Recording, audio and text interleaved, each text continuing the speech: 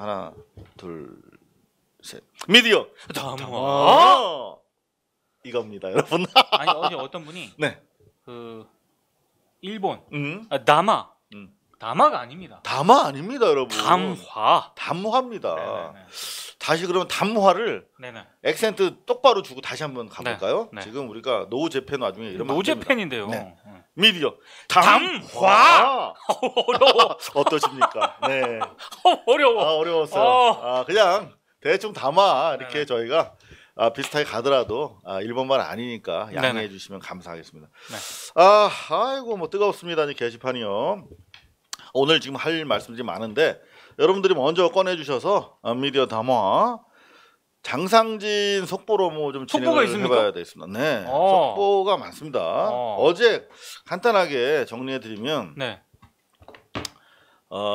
사실은 안진걸 소장이 시발점이었습니다. 그죠? 그렇죠. 우리 안진걸 소장께서 조선일보의 말도 안 되는 가짜, 네. 왜곡, 저질 뉴스를 가지고 경찰청에 가서 고발을 하는 그런 장면이었죠. 근데 여기 난간에 네네. 다 기대서 짝다리로 네. 이자가 바로 조선일보 시경 캡 데스크를 맡고 있는 장상진이라는 그렇습니다. 친구입니다. 이 친구가 가짜 뉴스에 대해서 반성은커녕 비아냥거리면서 딴지를 붙는 그런 장면이었는데요.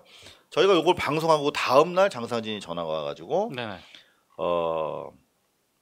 저희가 전화 녹음된 걸 어제 공개했습니다. 요 모자 때문에 상당히 웃으시는 분들이 많은데 이것도 사연이 또 있습니다만 네네. 여하튼 어제 저희가 공개해드린 오디오 네. 오디오에 보면 저희가 고발 뉴스 그러니까 얘들은 검찰에서 정보를 받은 거야. 계좌 추적을 유일하게 검찰이 하고 있으니까. 근데 검찰에서 계좌 추적 과정에서 고발 뉴스가 나왔다. 네. 이렇게 되니까 그냥 바로 우리한테 너네 횡령 공범이지? 이렇게 하고 전화를 건 거죠. 정상진이. 고발 뉴스로 수백만 원씩 수차례 걸쳐서 넘어갔던데 라고 허위사실을 얘기했어요. 네. 거꾸로인데 그렇죠. 자기들은 맨날 어디서 받으니까 네. 우리도 그런 줄 알고 사실 우리가 어려운 살림에 500만 원, 530만 원 기부한 건데 네. 횡령 공범 아니냐고 이렇게 다그치고 추궁하는 그런 장면 어제 지금 업로드 해드렸으니까요. 혹시 궁금하시면 한번 클릭해서 보시면 되겠습니다. 이런 보도가 나갔지요. 네. 그리고 나서 이걸 정말 묻고 할 수가 없다. 조선일보가 하물며 취재 기자 고발뉴스 대표 기자 이상호 기자한테 저 정도면은 일반 시민들한테는 얼마나 그야말로 조폭적인 취재를 하겠느냐. 네. 그런 공분하는 목소리들이 많았는데요. 실제로 저희 같은 경우는 그래도 다행히 돈이 넘어간 거잖아. 고발뉴스가 정의기억연대한테 게다가 후원 기부한 거잖아. 후원 기부한 거죠. 자, 그럼 반대로 만약에 몇만 원이라도 기부를 했으면 쟤들은 그걸로 횡령으로 엮었겠네요. 이런 댓글들이 있었거든요. 근데 미디어 몽구가 그걸 당했어요. 미디어 몽구가 길할머니한테 몇 년 동안 월 1만 원씩 해서 77만 원을 기부 후원을 받았더라고. 네. 근데 이걸 가지고 마치 횡령 공범인 것처럼 실제로 그렇게 보도를 했어요. 네. 미디어 몽구가 이렇게 다 후원 내역까지 다 공개를 해서 77만 원을 CMS로 후원 받은 사실을 알렸는데 이게 뭐가 잘못됐냐고. 잘못된 게 하나도 없습니다. 그렇죠. 그러니까 서로 만에 하나 우리가 정의연에 1,030만 원을 기부한 게 아니라 1,030만 원을 CMS로 네. 정기구독 후원을 네. 했다면 안 됩니까? 왜 안 됩니까 그게? 근데 그런 식으로 지금 무차별적으로 어떤 후원, 횡령, 공범 이런 프레임을 가지고 정의연을 공격하는 와중에 그냥 관련된 이름만 나오면 다 범법자 취급을 하고 있는 것입니다. 여러분들 정말 속으시면 안 되겠습니다. 이게 저는 이 기사를 보면서 무슨 생각을 했냐면 네. 조금 뭐 이상호 기자, 음. 조선일보 3년 동안 정기 구독 논란. 어, 이 기사랑 똑같아요. 어떻게 알았어요? 저희 대단히 죄송합니다만 네. 조선일보를 구독을 하고 있어요. 봐야 되니까요. 저희가 조선일보를 비판하기 위해서는 모니터를 해야 되거든요. 네. 그래서 대단히 죄송합니다만 제가 조선일보 횡령 공범입니다. 그렇게 따지면. 아니 그러니까 제가 지금 말도 안 되는 제목을 붙인 것과 똑같은 기사예요. 뭐 그게 뭐 어때서 정기 구독한 게? 네. 참 그리고 말이죠. 이 미디어 몽구가 저도 어제 너무 황당해가지고 전화 통화를 같이 했는데 네. 정말 울먹거리더라고요. 그러니까 여러분들 오바라고 보실지 모르겠는데 진짜 조선일보에서 그런 전화를 받으면요 사람이 정말 당황합니다. 저한테 갑자기 난데없이 서부지검에서 출석 통보 받았냐고 물어보는데 에? 왜요? 라고 제가 봉찐 표정으로 통화를 하는 모습을 들으셨을 거예요. 이거 누구라도 그렇게 하죠. 장난 전화가 아니라 조선일보 기자잖아요. 그러면 혹시라도 내가 모르는 뭐가 있을 수 있어요. 근데 저는 항상 검찰에 불려가서 조사받고 바로 그 다음날 정말 저는 억울한 입장에서 원치 않는 피고인석에 서로 재판을 받으러 가야 되는 사람이기 때문에 저는 그런 트라우마가 있거든요, 사실. 농담도 그런 농담 받으면 사실 좀 휘청휘청합니다. 그런데 조선일보 기자가 하물며 네.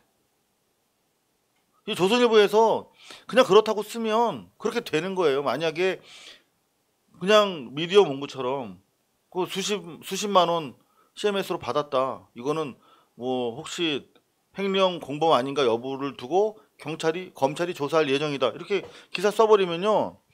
대부분 국민들은 그냥 사실 저간의 사정을 헤아려 보실 여유가 없잖아요. 이상호 뭐 좀 걔도 뭐가 있나 보다. 우리가 초반에 조국 전 장관에 대해서 그렇게 치부했듯이 이상호도 뭐 자식 뭐 까불더니 뭐 정의원에서 돈 받아 먹었네. 이렇게 되는 거예요. 그럼 열심히 2, 3년 동안 주변에 알리고 재판 가서 무혐의 무죄 받아도 세상은 더 이상 귀를 기울여 주지 않는 거거든요. 그러니까 저는 너무나 그런 생리를 잘 아니까 조선일보에서 이건 어떤 일이 있어도 기사를 막아야겠다는 생각밖에 없었어요, 사실은. 근데 미디어 몽고는 기사가 나가버렸잖아.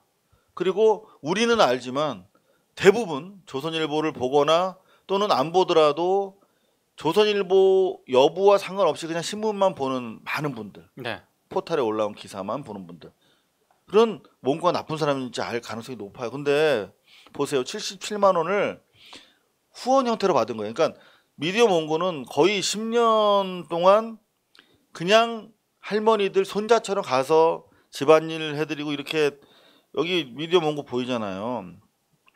그냥 가서 도배 일도 해드리고 심부름 해드리고, 이 승합차가 낡았어. 이 이명박근혜 정권 치하에서 그냥 고물차 타고 다니면서 언제든지 위험에 노출이 돼 있었단 말이에요, 할머니들이. 그래서 이걸 트위터 팔로워들한테 너무나 이거 정말 할머니들 불편하게 다니신다 했더니 특친들이 성금을 모아서 만들어준 희망 승합차예요. 미디어 몽고가 사실상 선물한 거랑 마찬가지인 거예요. 이랬던 미디어 몽고한테, 그리고 사실상 미디어 몽고가 없었으면 김복동이라는 영화 보셨죠? 응? 김복동이라는 영화 대부분을 미디어 몽고가 촬영한 거예요. 그렇죠. 그러니까 이런 위안부 할머니들에 대한 자료, 기록 이런 것들을 다 그냥 온전히 바친 사람입니다. 그런데 계속 그럴 때마다 미디어 몽고가 안쓰러우니까 용돈 삼아서 얼마씩 주려고 하니까 아유 안 돼요, 이러시면 안 돼요. 차라리 공개적이고 투명하게 저 구독 후원해 주세요. 정기 구독 후원해 주세요. 해서 10,000원씩 받은 거야. 그것도 2만 원도 아니고. 네. 근데 그 시간이 오래되니까 77만 원이 됐어. 근데 저들은 이렇게 보낸 거예요. 저한테 똑같이, 저한테 조선일보 사회부 기자라는 놈들이 수백만 원 입금됐다고 저한테도 그렇게 물어봤잖아요. 확인도 안 한 거죠. 그냥 넘겨 짚은 거야. 여기도 똑같이 수백만 원이 미디어 몽고에게 입금됐다면서요? 이렇게 퉁친 거야. 네. 아닌데요. 77만 원 CMS로 정기 구독 후원 받은 건데요.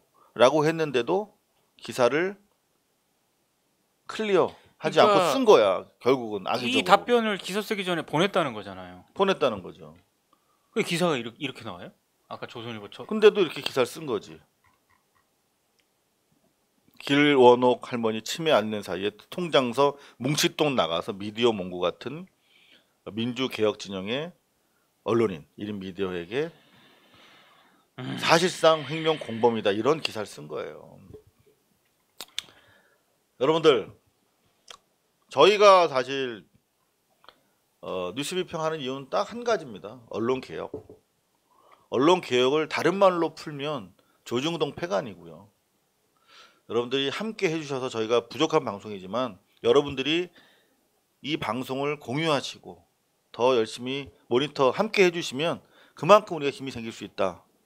믿음으로 시작을 해보겠습니다. 요거 가져오셨어요? 담화? 담화.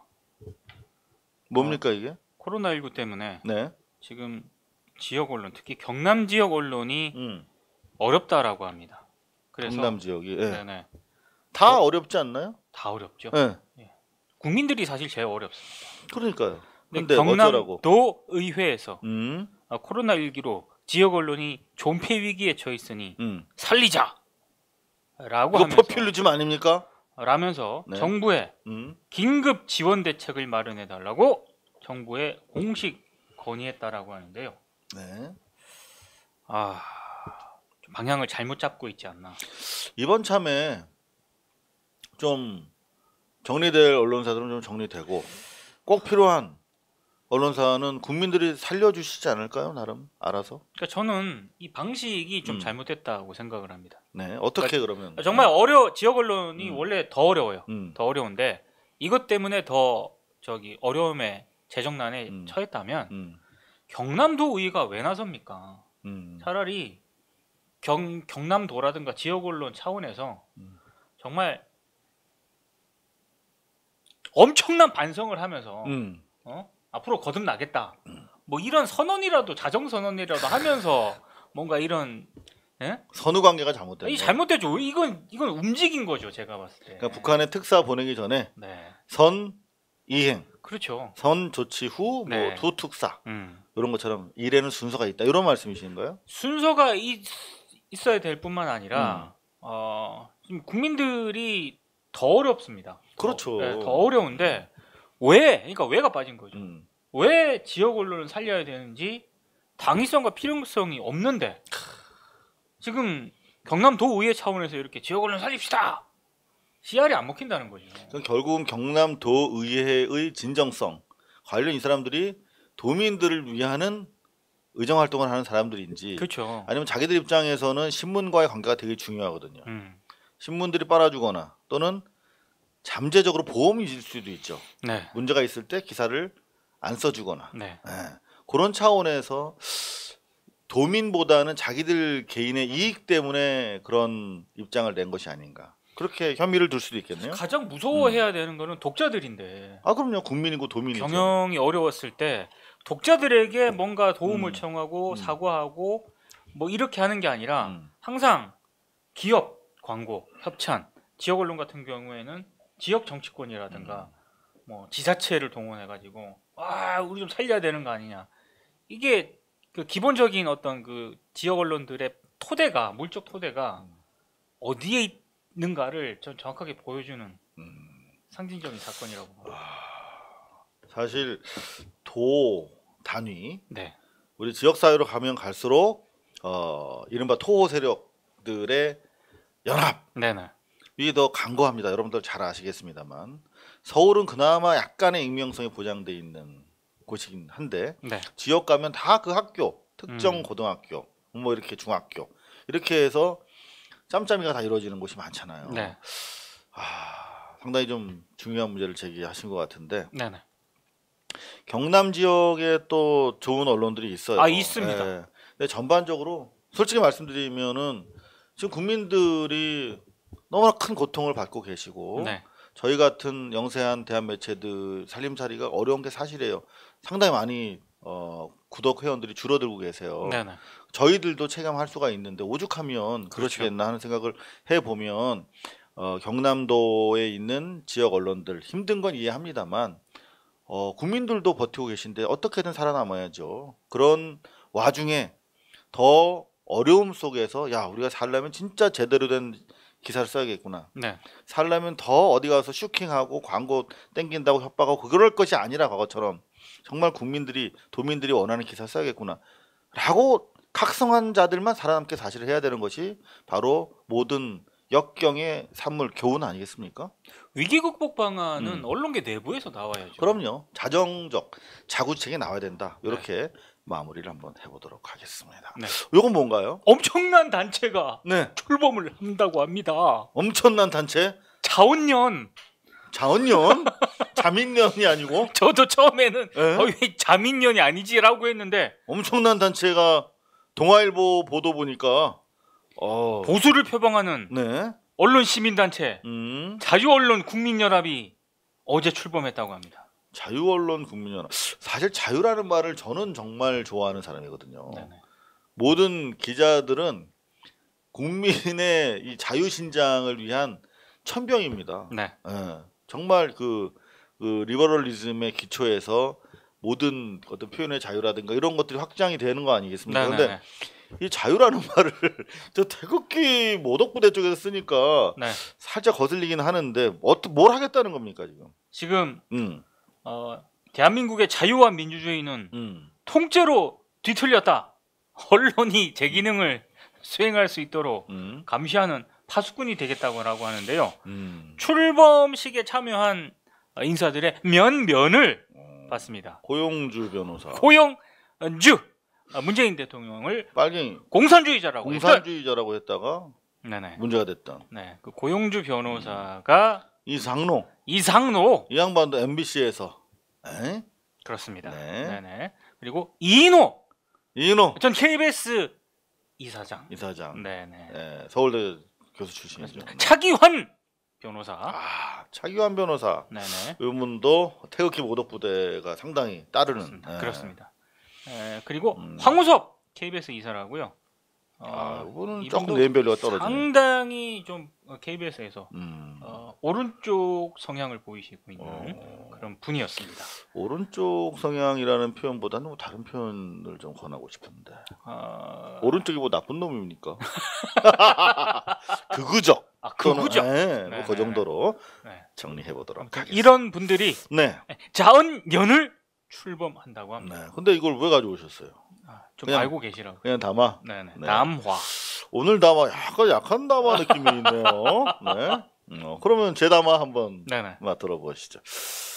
서울신문은 우리가 여러분들 아시잖아. 이게 대주주가 어딥니까? 기획재정부입니다. 정부의 사실 소유입니다. 그렇습니다. 그래서 어떤 그 정부에서 과거에 요즘에는 정부가 오히려 웬만한 유튜버들보다 돈을 더 많이 쓰고 더 자기 소식을 빨리 알려. 유튜브까지 안 가더라도 페북으로 그냥 트위터로 다 날리니까 사실 기자가 필요 있나? 받아쓰려면 기자가 필요 없어요. 이제 묻기 위해서 들어가는 거는 필요한데 주요 부처의 정책이 투명하게 홍보가 되고 교류가 되고 있잖아요. 그렇죠. 원래 그거 하려고 만든 거예요. 서울신문을. 정책 홍보하려고. 근데 서울신문이 왜 존치하고 있는지 사실 잘 모르겠어요. 저는. 근데 이런 기사를 볼 때마다 더 모르겠어. 이분이 바로 황수정. 여러분들 황수정을 검색하시면 허준이 나옵니다. 그냥 검색하지 마세요. 저는 기자 생활을 오래 했는데도 이 양반의 필모가 안 나와요. 필모그래피가. 그냥 황수정 치면 허준만 계속 보게 됩니다. 치지 마시고 그냥 황수정 탤런트. 황수정 편집 부국장이 돼요. 그러면 아시다시피 신문사에서 부국장이면 더구나 편집부 부국장이면 실세 중에 실세입니다. 서열 5위 안에 들죠. 그럼요. 편집장 6호시의 편집장입니다. 그렇습니다. 그런데 그 많던 진중권들이 다 어디 갔나 해서 저는 진중권을 조지나 빠나 어느 쪽인지 좀 궁금했어요. 봤더니만 진중권이 필요하다 이거야. 더 많은 진중권이 나와서 이 국정을 흔들어야 된다 이런 얘기예요. 그러니까 외교통일위원장 송영길 예. 위원장. 네. 대포로 폭파 안 한 게 어디냐. 이거 가지고 네. 말들이 많은데 저는 이거 되게 공감하거든요. 그러니까 이 북한에서 옛날 무슨 뭐 고사포로 뭐 처형했다 막 이런 얘기 했었잖아요. 네네.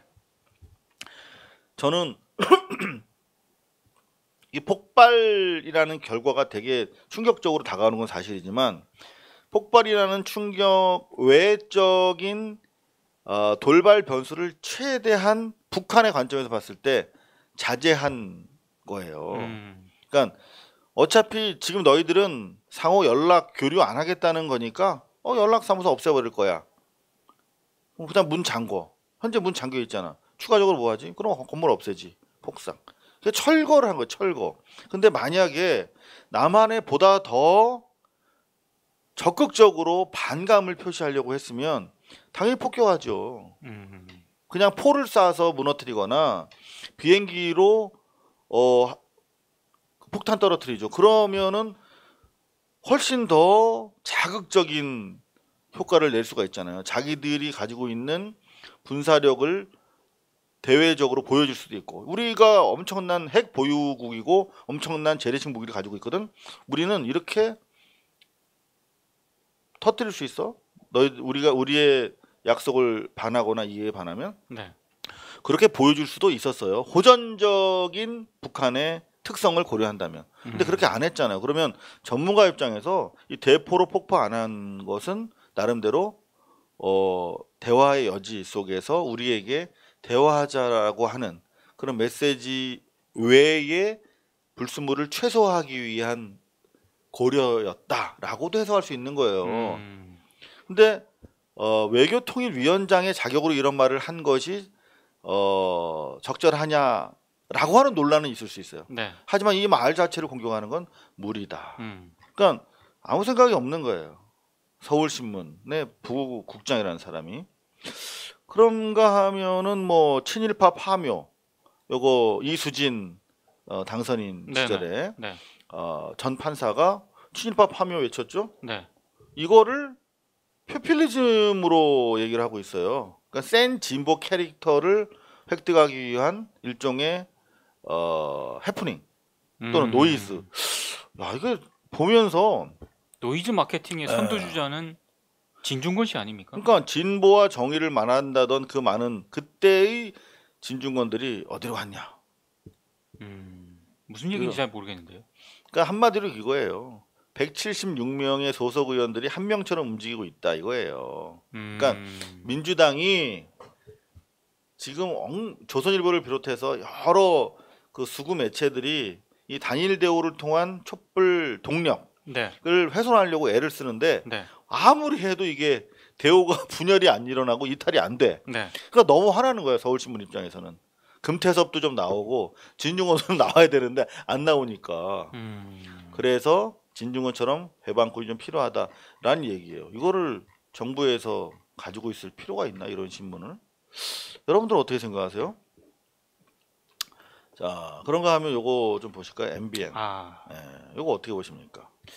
자본금 편법 충당 관련해서 MBN이 인정했죠? 인정했죠. 네. 근데 방통위원회에서 과연 MBN에 대해서 대단히 원칙적인 그런 잣대를 들이대면서 결정을 할 것인가? 네.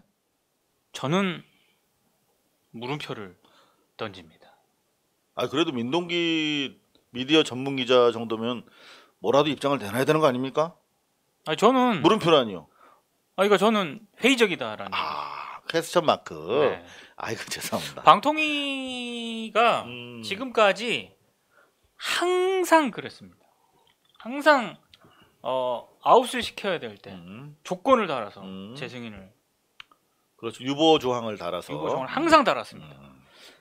MBN이라고 예외 적용을 둘 거라고는 지금 스탠스 등을 고려했을 때 조금 회의적이지 않나. 근데 사실은 지금 시민단체에서는 MBN 나가리 시켜야 된다. 왜냐하면 주장을 하고 있거든요. MBN은 흔히 말해서 빼박이라 그러죠. 네. 빼박. 네, 빼박이기 때문에 원칙적으로 제가 봤을 때 처리를 해도 되는데 모르겠어요. 3천억을 태워야 돼. 네, 종편 출범하려면. 그럼요. 근데 돈이 없으니까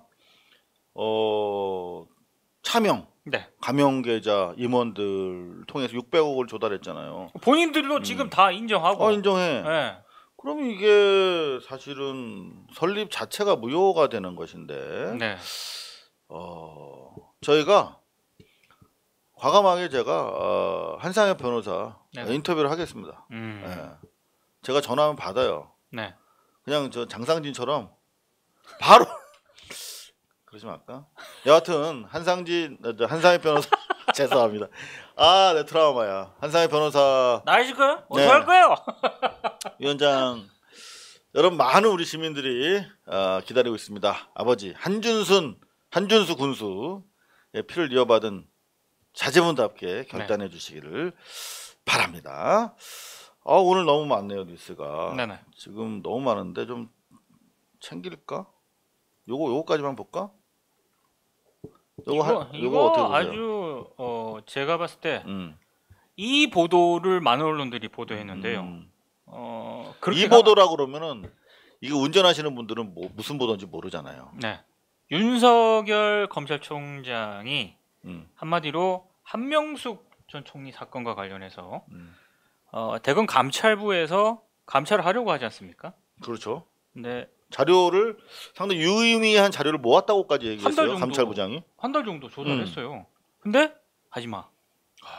서울중앙지검 인권 모시기. 네, 거기다가 재배당을 지시한. 인권 감독관인가 뭐 있어요. 네. 윤 총장 라인입니다. 네. 거기다가 재배당을 지시한. 인권 감독관실. 네. 인권 감독관실.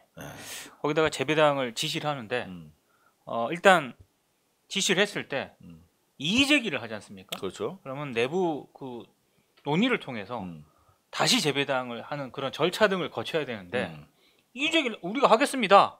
감찰부장이 한동수 감찰부장이 얘기를 한 거예요.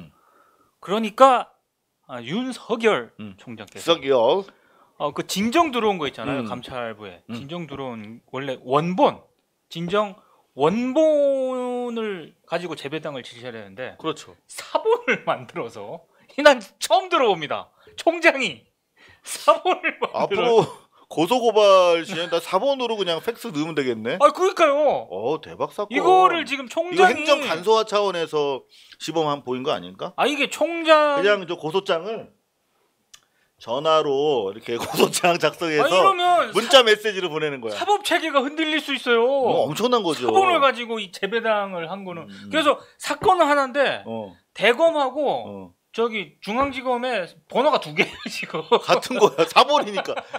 쌍둥이잖아 쌍둥이. 이걸 검찰총장이 했단 말이에요. 야. 그러니까 이 자체가 상당히 문제가 있고. 야 공수처 갈 거 많다. 그러니까 이게 자체도 문제가 있을 뿐더러 또 하나는 감찰부의 대검 감찰부의 기능 자체를 검찰총장이 무력화시키는 조치예요 이거는. 근데 그 기사를 그렇게 쓰는 게 아니고 윤석열 저기 요즘 고위명사가 생각이 안 나요. 그게 법무부 장관 나이 탓이 아니라 원래 그런 거예요. 네. 추미애 윤석열 추미애가 생각이 안 났어. 충돌. 와. 그리고 이런 식으로 뽑아요. 지금 상황이 그 상황이 아닙니다. 그런 와중에 뉴스타파에서 심인보 바로 어제 그걸 보고 지금 이 되게 중요한 사람들 아니면 죄수 HC 등 세 분이 굉장히 중요하죠. 이분들이 있어야 감찰이 가능한 거잖아요. 네. 이게 당사자들인데 중앙지검 조사를 안 하겠다는 거야 지금. 그렇죠. 믿을 수가 없다는 거지. 한통속이라서. 네? 윤석열 총장의 지시를 받는 중앙지검인데 못 믿겠다는 거예요. 근데 계속 윤석열은 팩스 가짜.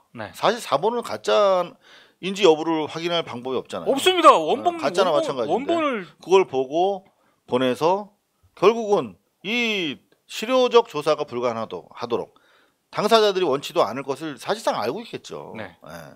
정말 더 이상 얼마나 더 인간이 취해질 수 있는가, 얼마나 더 검찰 조직을 망가뜨릴 수 있는 것인가. 참 그렇게 생각이 되어지는데 네.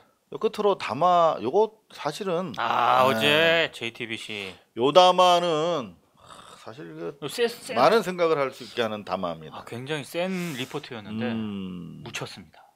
황교안, 나경원, 패트 변론에 당비를 썼다는 거예요.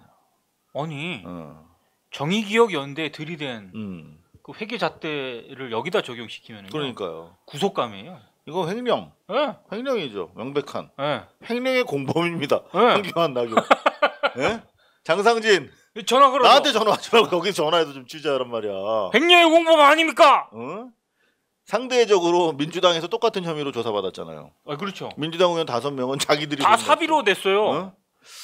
요런 게 안 나옵니다. 뉴스에. JTBC가 어제 선방했는데 묻혔습니다. 네, 묻혔습니다. 네. 자, 지금 뭐 간단하게 언론계 담화를 건드려 봤는데 사실은 언론계 어제 더 많은 일이 있었습니다. 요거는 저희가 담화 말고 다음 코너죠. 네, 가짜뉴스 단속반과 TV뉴스 반니에서 이어서 전해드리도록 하겠습니다. 고발뉴스는 여러분의 자발적 후원에 힘입어 운영되는 대한매체입니다. 자본과 외압에 흔들리지 않는 언론으로 키워주십시오. 후원 신청은 지금 고발뉴스닷컴에서 접수 중입니다. 여러분의 많은 참여를 부탁드립니다. 감사합니다.